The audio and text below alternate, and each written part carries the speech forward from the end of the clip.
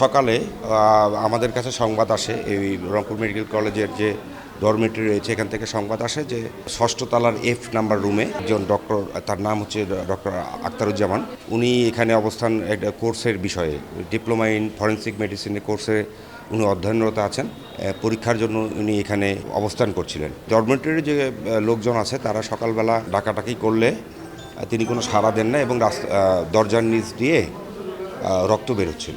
তো এরপরে আমরা সংবাদ পেয়ে দ্রুত ঘটনাস্থলে আসি এবং আসার পরে কর্তৃপক্ষের উপস্থিতিতে আমরা দরজা ভেঙে ভিতরে প্রবেশ করে দেখতে পাই যে তার মৃতদেহ দরজার কাছেই পড়ে আছে এবং এখন এই মৃত্যুর কারণটা এটা পোস্টমর্টেম না করলে এটা আসলে কিছু বলা যাচ্ছে না। এই মুহূর্তে আমরা কমেন্ট করার মতো কোনো অবস্থানে নেই, কারণ এটি পোস্টমর্টেম না হলে আমরা তো আর এক্সপার্ট না।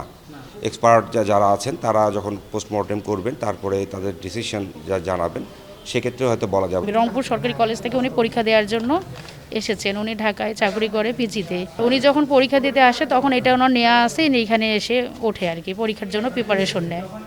তারপরে তো ওনার এই দুর্ঘটনা।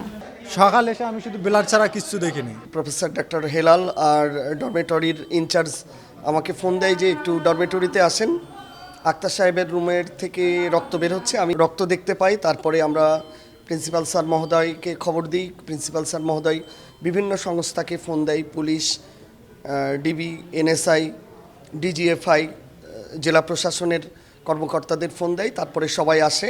এখন লাশ নিচে নিয়ে যাওয়া হচ্ছে, মর্গে যাবে। মর্গে যাওয়ার পরে আসলে পোস্টমর্টম করার পরেই বোঝা যাবে যে আসলে কী কারণে মৃত্যুবরণ করেছেন উনি।